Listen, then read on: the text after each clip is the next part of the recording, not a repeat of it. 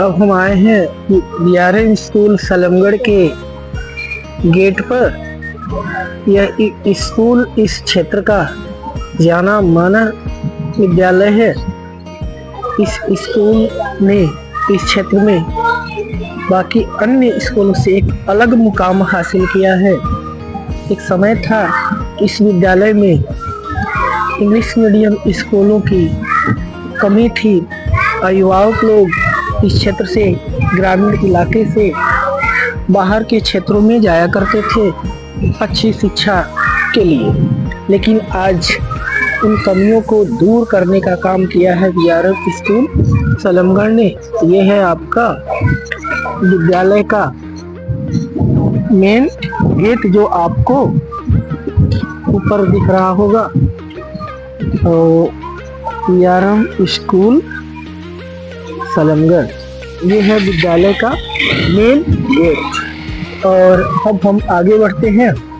Gate के बगल में बाहर की तरफ भी आपका ये जगह खाली पड़ा है, जहां अभिभावक लोग जो अपनी सवारी या गाड़ी वगैरह से आते हैं, यहाँ उनके लिए पार्किंग की सुविधा रहती है। अपना यहाँ पार्किंग करते हैं लोग।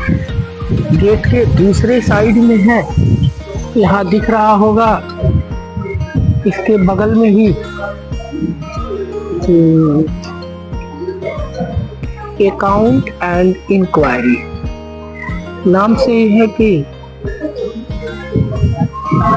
इस जगह पर गार्जियन लोग आते हैं और अपने बच्चों के चाहे नामांकन से संबंधित, उनके पढ़ाई से संबंधित अन्य चीज़ों की जानकारी यहाँ हासिल करते हैं। और हम अब प्रवेश करते हैं विद्यालय के अकाउंट और इंक्वायरी ऑफिस के थ्रू।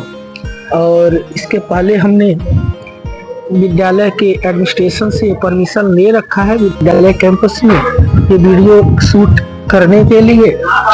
और ये है आपका अकाउंट और इंक्वायरी बीआरएम स्कूल का। और अब हम प्रवेश कर गए बीआरएम स्कूल के गेट के अंदर। गेट के अंदर प्रवेश करते ही आप देख रहे होंगे जो खूबसूरती, जो नेचुरल ब्यूटी यहाँ आपको देखने को मिलती है। और यहाँ देख रहे होंगे गेट के अंदर प्रवेश करते ही एक शिलापट लगा हुआ है 7 फरवरी 2015 दिन शनिवार, अर्थात सन 2015 में 7 फरवरी के दिन ही इस विद्यालय का लोकार्पण तत्कालीन केंद्रीय मंत्री सूक्ष्म लघु एवं मध्यम उद्यम मंत्री थे तत्कालीन 2015 में माननीय श्री कलराज मिश्री जी केंद्र सरकार में, उनके कर कमलों से इस विद्यालय का लोकार्पण सन 2015 में 7 फरवरी के दिन हुआ था। और आज यह हुआ था और आज यह विद्यालय दिन प्रतिदिन एक नए मुकाम, नई सफलता हासिल करते जा रहा है। और जो सुविधाएं हमारे अभिभावक और बच्चों को बड़े बड़े शहरों में जो सुविधाएं उपलब्ध होती हैं, वो हर तरह की सुविधाएं आप लोगों को यहाँ देखने को मिलेंगी। और एक तरफ देखेंगे कि यहाँ विद्यालय के डायरेक्टर महोदय माननीय श्री सुरेश प्रसाद मिश्रा जी हैं। और अभिभावक लोग भी कुछ यहाँ बैठे हैं। अभिभावकों को चाहे जिस तरह की अगर कोई वार्ता करनी होती है तो अपना यहाँ आते हैं, बैठते हैं लोग, अपनी सीधी वार्ता करते हैं लोग, फिर अपना सेटिस्फाई होके अपना चले जाते हैं। और बगल में हम देख रहे हैं कि ये बच्चों के लिए हर तरह के खेलने वगैरह की सारी सुविधा मौजूद है, चाहे ये शीशा झूला हो, चाहे यह विभिन्न तरह के और भी झूलों की ये पूरी व्यवस्था हो। यहाँ एक से बढ़ के एक फूल पार्क नुमा माहौल जो समझिए हमारे मनो मस्तिष्क को हर समय तरोताजा रखने का काम करती है। दूरी पर देख रहे होंगे जो स्लाइड वाला झूला है बच्चों के लिए, वो वहाँ पर मौजूद है।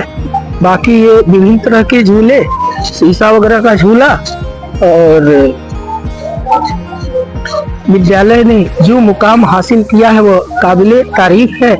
आज के इस समय में इस पिछड़े हुए क्षेत्र में जहाँ शिक्षा का ज्यादा अभाव होता है, गार्जियन को भी यहाँ डील करना उतना आसान नहीं होता, लेकिन फिर भी विद्यालय ने अपनी एक अलग छाप छोड़ी है इस क्षेत्र में। का इंटर कॉलेज गोपालगंज से, और उसके बाद उन्होंने इस विद्यालय की कल्पना की और कल्पना के अनुरूप आज ये विद्यालय फलित फूलित हो रहा है आज के इस ग्रामीण परिवेश, ग्रामीण क्षेत्र में। और विद्यालय के कैंपस के अंदर आप आएंगे ना तो देखेंगे, एक तो जब प्रवेश करेंगे तो प्रवेश करने के बाद ही एक तो लगता है कि ये विद्यालय कैंपस में हम हैं या किसी पार्क वगैरह में हम घूम रहे हैं। इधर देखिए ये आपकी natural beauty, full of natural beauty. जहाँ देखिए इधर देखिए नेचुरल ब्यूटी और प्राकृतिक सौंदर्य, प्राकृतिक छटा से फलीभूत ये विद्यालय का अति सुंदर कैंपस। और यहाँ सामने आप देख रहे होंगे ये है विद्यालय का असेंबली हॉल। यहाँ विद्यालय के बच्चे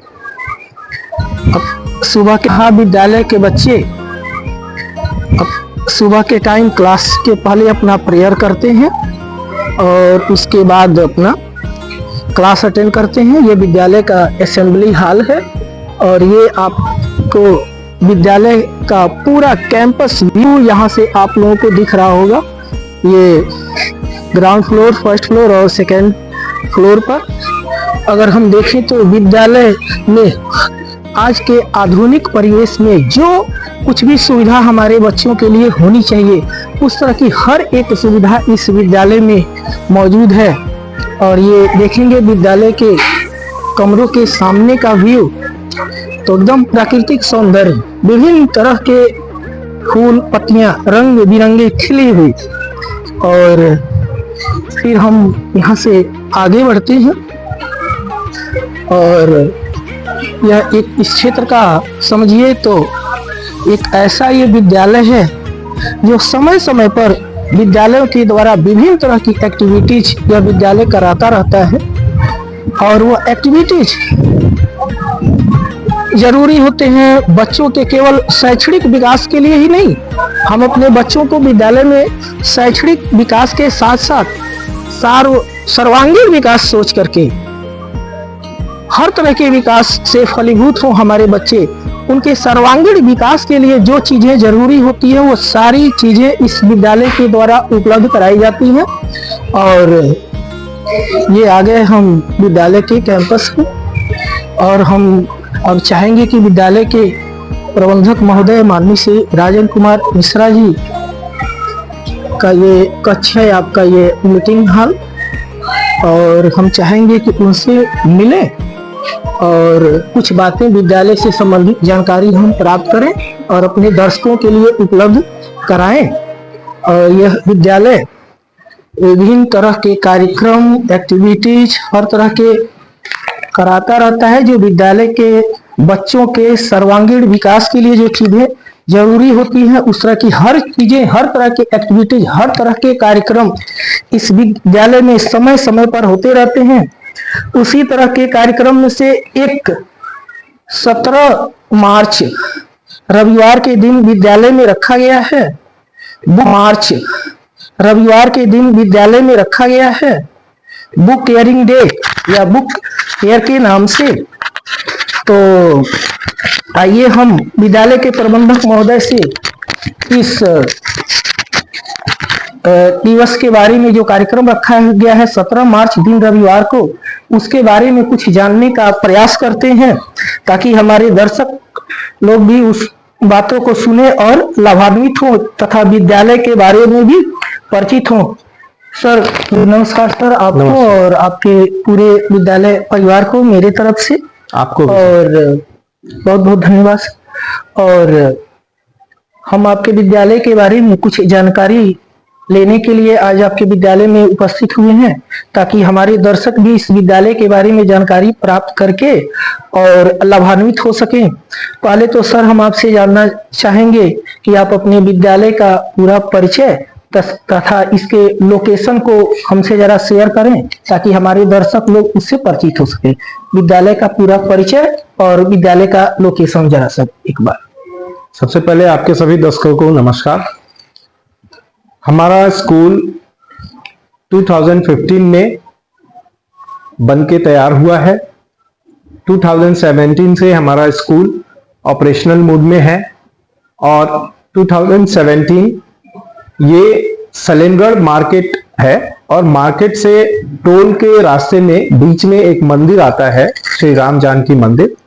बिल्कुल उसी मंदिर के जस्ट अपोजिट हमारा स्कूल है। ये स्कूल जिसकी आवश्यकता इस विलेज एरिया को, रूरल एरिया को है, इस मोटिव को पूरा करने के लिए है कि हम इस ग्रामीण क्षेत्र में वर्ल्ड वाइड जो सुविधाएं बच्चों को मिलती हैं, जो अन्य स्कूलों में मिलती हैं शहरों में, उनके कंपेयर में बेटर और अच्छा ला करके दें, इस उद्देश्य से खोला गया है।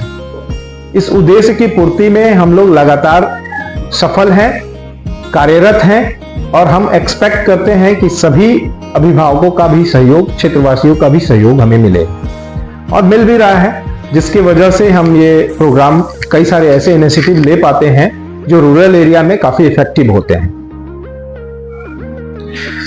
वैसे ये सलेमगढ़ का जो क्षेत्र है काफी पिछड़ा हुआ इलाका है, शिक्षा के क्षेत्र में भी काफी पिछड़ा हुआ इलाका है। इस क्षेत्र में आपने जो विद्यालय खोला, इस पिछड़े हुए क्षेत्र में शिक्षा का जहां अभाव है, उस क्षेत्र में आपने विद्यालय को खोला, इसके पीछे आपकी कोई विशेष सोच या इसके पीछे कोई विशेष कारण आपकी जो रही हो, वो थोड़ा हमारे दर्शकों को आप बताएं। देखिए, मैं खुद इस क्षेत्र से हूँ और हमारा भी बचपन इस क्षेत्र से ही बीता हुआ है। हमने अपने बचपन में कुछ कमियां अपने लाइफ के लिए, आज की लाइफ के लिए, अपने कैरियर के लिए पाई थी। हमारी कोशिश है कि उन जो सैक्रिफाइस है वो अब हमारे बच्चों को यहाँ पे न करना पड़े। हम इसकी पूर्ति के लिए, उस उद्देश्य की पूर्ति के लिए ही काम कर रहे हैं। हमारा मुख्य उद्देश्य है कि जैसा मैंने पहली लाइन में आपको बताया था कि हम वर्ल्ड वाइड जो सर्विस है, जो बच्चों के लिए, स्कूल के लिए होनी चाहिए, वो हम स्कूल में अपने देने के लिए प्रतिबद्ध हैं और उस पर हम लोग लगातार काम कर रहे हैं। हमारा प्रयास ये भी है कि यह लो इनकम वाला क्षेत्र है, तो उस लो बजट में जो मिडिल और एवरेज क्लास का जो लोग है, उन लोगों के लिए हम क्या कर सकते हैं, उनके लिए कैसे कर सकते हैं, उसकी उद्देश्य पूर्ति के लिए ही हम सारा कार्यक्रम और सारी जो प्लानिंग है हमारी, उसके हिसाब से ही चलती है। यही कारण है कि जो ये क्षेत्र है, इस क्षेत्र को ध्यान में रख करके हमारा फी का जो शेड्यूल है, फी का जो स्टेटस है, या जो अभी आप प्रोग्राम जिस पे आप चर्चा करना चाह रहे हैं, वो भी प्रोग्राम है जिसका डिटेल्स आप अगले आपके जो भी आपके सवाल होंगे उसमें मैं दूंगा, उनको हम लोग कर रहे हैं। हम लगातार इन चीजों को डे 1 से कर रहे हैं और आगे भी इसको कैरी करते रहेंगे। तो आज के इस परिवेश में जहां हमारे समाज में अधिकतर हमें देखने को मिल रहा है कि पश्चिमी सभ्यता का प्रभाव हर एक जगह धीरे धीरे प्रसारित हो रहा है अधिकांश तौर पर, और इस ग्रामीण और जहां शिक्षा का अभाव है, ऐसे क्षेत्र से जो अच्छे गार्जियन लोग हैं या जो अपने बच्चों को अच्छे स्कूल में पढ़ाना चाह रहे हैं, वो विद्यालय, उस तरह के विद्यालय जहां इसके पहले गार्जियन लोग सोच रहे थे कि इस क्षेत्र में मिले, इसी विद्यालय के पहले उपलब्ध नहीं था इस तरह का विद्यालय। गार्जियन लोग अपने बच्चों के साथ शहरों के तरफ पलायन कर रहे थे उनके बेहतर शिक्षा के लिए। लेकिन आपने इस क्षेत्र में देखा, चाहे शिक्षा का अभाव, चाहे उस तरह के विद्यालय का अभाव, गार्जियन जो पलायन कर रहे थे शहरों की तरफ, आप और आपका विद्यालय उस तरह के अभिभावक को, उस तरह के बच्चों को शिक्षा देने में, चाहे पलायन से इस क्षेत्र में रोक पाने में किस हद तक सक्षम है? अगर आप ये बात बताना चाहें हमारे दर्शकों के लिए तो। देखिए, इसका कोई डेटा तो मेरे पास नहीं है कि मैंने कितनी इसमें सफलता पाई है, लेकिन जहां तक मैं अपने विद्यालय के बारे में आपको बता सकूंगा वो बात मैं आपको बता रहा हूं। मैं आपको ये स्पष्ट रूप से कह रहा हूं कि मेरे विद्यालय से 2015 से जुड़े हुए लोग आज के भी डेट में हमारे यहाँ जुड़े हुए हैं, और मैं आपको ये स्पष्ट रूप से कह रहा हूं कि ये डेटा आपके पास कहां है कि कितना प्लान हुआ है, नहीं हुआ है, लेकिन ये चीजें अब धीरे धीरे कम हो रही हैं, क्योंकि लोगों को जब वो फैसिलिटी यहाँ पे भी मिल रहा है तो लोग यहाँ पे स्टे कर रहे हैं और अपने बच्चों का बेटर एजुकेशन भी करवा रहे हैं। उन्हें ये महसूस हो रहा है कि बीआरएम स्कूल इस सर्विस को, इन चीजों को देने में कैपेबल है जो वर्ल्ड वाइड है या दूसरे अन्य शहरी क्षेत्रों में हैं। वो सारी सुविधाएं हम लोग भी अवेलेबल करा रहे हैं। तो इसमें कोई आप ये डाउट नहीं रखिए कि ऐसा है। अब डेटा कहां से किसके पास कौन सा आता है मैं उसके बारे में तो इतना नहीं बता पाऊंगा, लेकिन मैं ये स्पष्ट रूप से कह रहा हूं कि आज के भी डेट में मोस्ट ऑफ गार्जियन गांव के क्षेत्रों में बिलीव कर रहे हैं और उनकी पहली प्राथमिकता है कि बेटर एजुकेशन बीआरएम स्कूल में मिल रहा है जो वर्ल्ड वाइड है, और वो भी हमारे यहां भी अवेलेबल है। तो वो सारी सर्विस हमारे यहां लोग ले रहे हैं और रुके हुए हैं। मैं आपको एक चीज और इस विषय पे बोल सकता हूं। देखिए, हमारे बच्चे जो इस क्षेत्र में, रूरल एरिया में, कई ऐसी चीजें हैं जो वो प्रैक्टिकली जिस चीज को समझ पाते हैं, देख करके सीख पाते हैं, वो चीजें हमारे सिलेबस में है। जैसे क्लास 3 और 5 में एक जर्मिनेशन का चैप्टर है साइंस का। वो चैप्टर जर्मिनेशन का मतलब होता है बीजों का अंकुरण कैसे होता है। मुझे लग रहा है कि हमारे रूरल क्षेत्र में कोई भी ऐसा घर, कोई ऐसा बच्चा नहीं है जो अपने घर में बीजों को जर्मिनेशन होते हुए नहीं देखता है। मुझे नहीं लगता है उस बच्चे को चैप्टर से बहुत कुछ सीखना है, वो ऑलरेडी सीखा हुआ है, बस हमें उस बच्चे को उस चैप्टर से कोरिलेट करना है, उस चैप्टर से उसको परिचित कराना है। तो हमें लगता है कि हमारा आधा काम तो हमारा रूरल क्षेत्र ऑलरेडी कर चुका होता है, एक बेटर एजुकेशन दे चुका होता है, बस हमें उसे कोरिलेट करके बच्चे को एक स्टैंडर्ड मेंटेन करना सिखाना है। तो हमारा प्रयास इस सब चीजों को लेकर के है और भी प्रैक्टिकल है। हर वो चीज, एक्टिविटी और भी प्रैक्टिकल कोशिश करते हैं कि हम अपने बच्चों को सिखाएं। हमारा सबसे ज्यादा फोकस अपने बच्चों को प्रैक्टिकल चीजों को, प्रैक्टिकल नॉलेज को देने में रहता है। हम इसी कारण से हमारी मोस्ट ऑफ जो चैप्टर हैं उनके लिए ये कंपलसरी है कि एक एक्टिविटी आपको करनी ही करनी है, और वो एक्टिविटी बच्चों को कोरिलेट करता है उस ग्राउंड से। हम सभी इस बात को अवश्य मानते हैं कि आज के समय में इस ग्रामीण क्षेत्र में जो हमारे अभिभावकगण हैं वो अपने पालियों के, अपने बच्चों के शिक्षा के प्रति उतने जागरूक नहीं है जितना शहरों में गार्जियन देखने को मिलते हैं अपने बच्चों के शिक्षा के प्रति।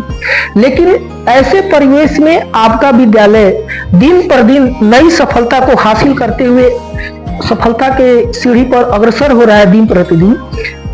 इस क्षेत्र में जहां शिक्षा का इतना अभाव, चाहे पिछड़ा हुआ इलाका है जहां गार्जियन जागरूक नहीं है, जब ऐसे गार्जियनों से आपका सामना होता है या जिनकी सोच कुछ अलग है, शहरीकरण के तरफ उनकी सोच रहती है ज्यादातर कि ग्रामीण क्षेत्र में उस तरह का शिक्षा का माहौल नहीं है, चाहे उस तरह के विद्यालय नहीं है, उस तरह के गार्जियन लोगों को कितना आप मोटिवेट करने में अब तक सक्षम रहे हैं, या अगर सक्षम रहे हैं ज्यादातर गार्जियन लोगों को, तो आपने ये सब संभव कैसे किया, जरा हमारे दर्शकों को ये सब थोड़ा बताएं। देखिए, मैं आपको ये स्पष्ट रूप से बोल सकता हूं कि कोई भी गार्जियन जब अपने बच्चे के लिए एडमिशन के लिए जाता है, और वो अगर कहीं जा भी रहा है, मैं दूसरे भी सभी गार्जियंस के लिए ये लेसन करूंगा कि ये उन्हें सुनना चाहिए। तो हमारी लाइफ का सबसे पहला प्रायोरिटी है कि हम अपने बच्चों को अच्छी शिक्षा दें, और उस अच्छी शिक्षा की तलाश में हमारी ये प्राथमिकता है कि एज ए गार्जियन हम एक बेटर स्कूल ढूंढें, और बेटर स्कूल न कि सिर्फ हमारे बजट में हो, बल्कि हमारे बच्चे की जो उसकी आवश्यकता है, उसकी जो जरूरत है, उसका जो बेस ग्राउंड एजुकेशन है, उसके बेस पे वो खरा है या नहीं है, इसकी परख करके ही उनको एडमिशन कराना चाहिए। कई बार मैंने देखा है कि गांव के एवरेज बच्चे शहर के कई सारे स्कूलों में जाते हैं और वो उस भीड़ में खो जाते हैं। कहने का मतलब यह है कि वहां पे बहुत ही अच्छे घर के बच्चे आते हैं, और हमारे गांव के जो बच्चे हैं वो जाने के बाद वहां पे थोड़ा सा अपने आप को असहज फील करते हैं, उनके साथ कंफर्टेबल नहीं होते हैं। ऐसी स्थिति में उन बच्चों के लिए ये एक बहुत मुश्किल और चैलेंजेस काम है कि वो बच्चा कैसे एडजस्ट करे। हमें हमारे गार्जियनों को मैं रिक्वेस्ट करूंगा कि उन्हें बिल्कुल इन विषयों पर भी ध्यान देना चाहिए। दूसरा, बिल्कुल हर व्यक्ति की चाह है और होनी भी चाहिए कि वो एक बेटर एजुकेशन या अपने आप को हमेशा अपग्रेड करे। तो अपग्रेड करने के लिए कोई जरूरी नहीं है कि आप शहर क्षेत्र में ही मूव करें। अगर आपके क्षेत्र में अगर कोई better school world wide facility के साथ अवेलेबल है तो बिल्कुल आपको उस पर बिलीव करना चाहिए और लगातार अपने बच्चों को एजुकेशनल लेवल पे मॉनिटर करना चाहिए। स्कूल जो चीजें डिमांड करता है बच्चों के एजुकेशन के लेवल पे, उन चीजों को कंसल्ट करके, मिल करके, और गार्जियन और पेरेंट्स और स्कूल के जो टीचर्स हैं उनके साथ लगातार मीटिंग करके, पेरेंट्स टीचर मीटिंग करके, अटेंड करके उनको दूर करना चाहिए। तो मेरी ऐसे सभी पेरेंट्स को यह सलाह है और मैं अपने पेरेंट्स को लगातार अपने यहां पीटीएम में इनवाइट करता हूं। हर एक छोटे से छोटे इवेंट पे हम गार्जियन को इन्वॉल्व करते हैं और गार्जियन को हम क्या फैसिलिटी दे रहे हैं, उसका क्या बेनिफिट है, इस चीज को लेकर के अवेयर भी करते हैं। इस तरीके से हम अपने ऐसे सभी गार्जियन जिनकी अच्छी सोच है, जो अच्छे एजुकेशन के लिए बाहर जाने की इच्छा रखते हैं, उन्हें शायद समझा पाने में कामयाब होते हैं कि हम बेटर कर रहे हैं और बेटर एजुकेशन भी यहाँ पे अवेलेबल करा रहे हैं। हमने देखा है कि आप के इस विद्यालय में कुछ न कुछ हमेशा नया नया एक्टिविटी बच्चों के द्वारा आप कराते रहते हैं। आखिर उन एक्टिविटीज के पीछे आपकी क्या सोच रहती होगी? चाहे एक्टिविटीज कुछ ऐसे एक्टिविटीज बच्चों को मिल जाती हैं जिसमें कुछ कास्ट, कुछ खर्च गार्जियन को भी करना पड़ता है या टीचर्स का भी उसमें हेल्प होता है, तो आपको इस एक्टिविटीज को कराने में बच्चों के तरफ से कितना सहयोग मिलता है, अध्यापकों के तरफ से कितना सहयोग मिलता है और उनके अभिभावकों के तरफ से कितना सहयोग मिल पाता है कि आप इस नए नए तरह की एक्टिविटीज कराने में हर बार आप इतने अच्छे ढंग से सक्षम हो जाते हैं कि कुछ उसके बाद और नई एक्टिविटीज कराने के लिए एक नई ऊर्जा के साथ आप तैयार रहते हैं? बिल्कुल, आपका यह सवाल बिल्कुल जायज है। डेफिनेटली मैं आपको ये कॉन्फिडेंस के साथ कह सकता हूं कि हमारा गार्जियन, हमारा स्टाफ बहुत ही सहयोगात्मक है। उनका रवैया, उनकी व्यवस्था इतनी अच्छी है कि वो हमारे हर एक इंस्ट्रक्शन को फॉलो करते हैं। खास करके हमारे बच्चे इसमें पूरी तरह से इन्वॉल्व होना चाहते हैं और वो बिलीव करते हैं कि एक्टिविटी के थ्रू वो ज्यादा बेटर एजुकेशन ले पाते हैं। मैं एक उदाहरण के तौर पे आपको समझाने की कोशिश करता हूं। जैसे मान लीजिए हम एक घर बनाने के लिए अपने घर के बारे में सोच रहे हैं। सपोज करिए मैं अपने लिए घर बनाना चाहता हूं। मैं उस घर को कैसे बनाना चाहता हूं और उसका लुक कैसा होगा, ये मेरे मन में है। मैं उस मन को किसी को कैसे दिखा पाऊंगा? आप जरा सोच करके देखिए। ये हर व्यक्ति के लिए बहुत टफ है कि वो अपने मन में क्या चीजें सोचता है या वो क्या सीखता है, उस चीज को वो दिखाए कैसे। अब ऐसे कंडीशन में उदाहरण के तौर पे अगर मैं आपको समझाने की कोशिश करूं तो जब हम घर बनाने के बारे में सोचते हैं तो हम आर्किटेक्ट के पास जाते हैं, उनसे एक नक्शा बनवाते हैं जो कागज पे एक प्राइमरी लेवल का बना बनाया मकान हमें दिख पाता है। इस तरीके से हम घर का स्वरूप कैसा होगा उस चीज को दिखाने में कामयाब हो पाते हैं। वो आर्किटेक्ट उस चीज को समझाने और दिखाने में कामयाब हो पाता है। आपको कॉन्फिडेंस जब आता है कि हाँ बिल्कुल ये मेरे सपनों का घर है, तब आप उसे एग्री करते हैं कि हाँ ठीक है, इस पर हम काम कर सकते हैं। उसके बाद एक आर्किटेक्ट उसका स्ट्रक्चर स्टार्ट करता है और घर बन करके कुछ समय में तैयार होता है।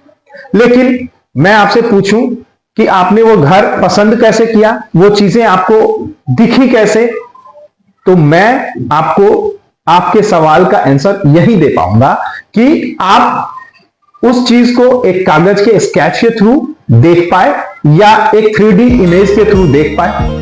ठीक इसी तरीके से बच्चों की इमेजिनरी थिंकिंग को बढ़ाने के लिए, थिंकिंग कैपेबिलिटी को बढ़ाने के लिए हम जब तक उन्हें एक्टिविटी नहीं कराएंगे, जब तक उन चीजों को, उन सपनों को दिखाएंगे नहीं, उन्हें एक छोटा स्वरूप बना करके साकार होते हुए देखेंगे नहीं, तब तक उनके अंदर उस चीज के बारे में थिंकिंग कैपेबिलिटी, उनकी साइंस जो है वो बाहर नहीं निकल के आई। यही कारण है कि मेरी हमेशा प्रयास रहती है कि मैं हर सब्जेक्ट, हर चीज को उनको एक एक्टिविटी के थ्रू समझा पाऊं, दिखा पाऊं और उनकी थिंकिंग कैपेबिलिटी बढ़ा पाऊं। और इसमें मुझे बराबर सहयोग मिलता है। इसमें बिल्कुल आपने कहा, मैं तो सराहनीय हूं ऐसे सभी गार्जियन का जो इसको सपोर्ट करते हैं और वो करते हैं, और मुझे 100% सपोर्ट मिलता है, बिल्कुल इसमें कोई दो राय नहीं। मैं अपने सभी गार्जियन को इसके लिए बहुत बहुत थैंक यू भी कहना चाहता हूँ। एक्चुअली हमें बहुत मौका मिलता है बोलने के लिए, कहने के लिए, लेकिन हम शायद गार्जियन को इन छोटी छोटी चीजों के लिए थैंक यू नहीं बोल पाते। हमें बिल्कुल उनको थैंक यू बोलना चाहिए कि वो इतना सपोर्ट करते हैं अपने बच्चों को, और हमें भी, स्कूल को भी। Thank you. आपके विद्यालय में जो पहले भी विभिन्न तरह के कार्यक्रम होते रहे हैं, पहले के कार्यक्रमों में भी मैं विद्यालय में आता रहा हूं, अवसर हमें यहाँ आने का मिलता रहा है, लेकिन आज आपके विद्यालय में आकर के आपसे बात करके और ये वीडियो बनाने का आज का हमारा जो उद्देश्य है, हमें सूचना मिली कि 17 मार्च दिन रविवार के दिन आपने बच्चों के तरफ से कुछ विद्यालय में कार्यक्रम रखा है, बुक फेयर अर्थात पुस्तक मेला के नाम से, और बुक केयरिंग डे, जिसमें बच्चे कैसे ठीक ढंग से अपने पुस्तकों का रखरखाव कर सकें। और तो फिर उस कार्यक्रम के परिप्रेक्ष्य में हम आपसे जानना चाहेंगे कि ये कार्यक्रम जो आपने आने वाले इस रविवार के दिन अर्थात 13 मार्च को जो आपने रखा है, ये किस तरह का कार्यक्रम है, और यह कार्यक्रम जो रखा गया है यह हमारे इन बच्चों के हित में किस तरह से है, अभिभावक के हित में किस तरह से है, तथा विद्यालय के हित में किस तरह से है। हम चाहेंगे कि एक बार जरा इन बिंदुओं पर आप अपनी तरफ से प्रकाश डालें, ताकि हमारे दर्शकगण भी इन जानकारी को पा करके लाभान्वित हो सकें। Thank you sir. आपने ये क्वेश्चन पूछा, इसके लिए आपको बहुत बहुत धन्यवाद। मैं थोड़ी सी आपकी एक लाइन है उसको करेक्ट करना चाहूंगा। आपने 13 मार्च बोला है, वो एक्चुअली 17 मार्च है, आप उसे थोड़ा सा ठीक कर लीजिएगा, लेकिन कोई नहीं। मैं सभी गार्जियन को ये कहना चाहता हूं कि 17 मार्च दिन रविवार, संडे। सर देखिए, इसको करने के पीछे मेरा मेन मोटिव क्या है मैं आपको बता रहा हूं, और ऐसा नहीं है मैं पहली बार कर रहा हूं। हाँ, ये प्रोग्राम ऑर्गेनाइज ढंग से ये पहली बार है। इसके पहले भी हम लोग अपने बच्चों को इस चीज से जोड़ के रखे हुए हैं। देखिए, इसका मोटिव क्या है। ऐसा नहीं है कि कोई भी बच्चा बुक खरीदता है तो वो सारी बुक अगले साल चेंज हो जाती है, ऐसा नहीं है। उनकी किताबें पढ़ने लायक अभी भी बनी हुई होती है। हमारा मोटिव इस प्रोग्राम को करने के पीछे यही है कि उस बुक को दोबारा से रिपेयर करके ऐसे जरूरतमंद बच्चों को, जिनको जो हमारी सोच है, हमारा जो स्कूल का एजेंडा है उसके अंतर्गत आता है, जिसमें हम आपको पहले भी बता चुके हैं कि हम कोशिश करते हैं कि हम लो बजट वाले लोगों को कैसे अट्रैक्ट कर पाए। जो मिडिल क्लास के लोग, जो एवरेज क्लास के लोग हैं, उनके लिए हम क्या कर पाए। तो ऐसे सभी अभिभावक उन बच्चों के बुक को एक दूसरे से एक्सचेंज करते हैं, लेकिन वो एक्सचेंज करते वक्त क्या वो यूज के लायक है, उस बच्चे के पढ़ने के लायक है, या उसमें कुछ चीजें फटी हैं, टूटी हैं, या उस लायक हैं भी या नहीं, उसकी रिपेयरिंग की आवश्यकता तो नहीं है।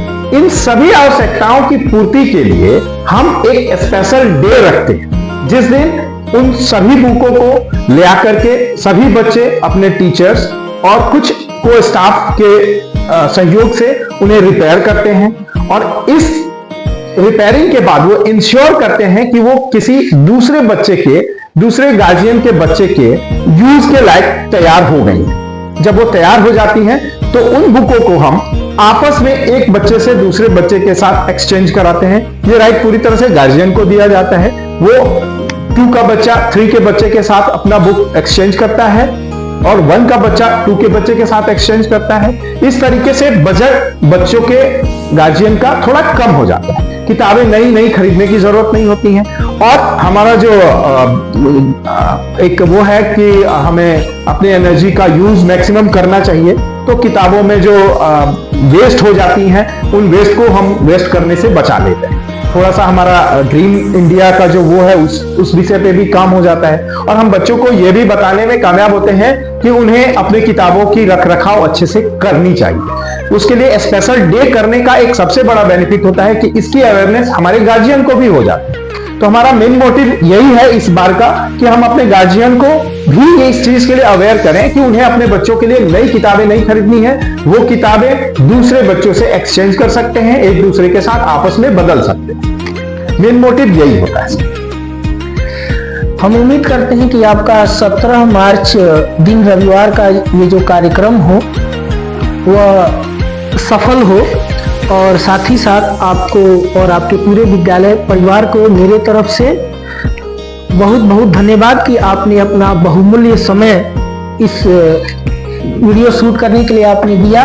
बहुत बहुत एक बार आपके सभी दर्शकों को भी धन्यवाद, आपको भी धन्यवाद, आपने हमारे स्कूल को इस लायक समझा। बहुत बहुत धन्यवाद।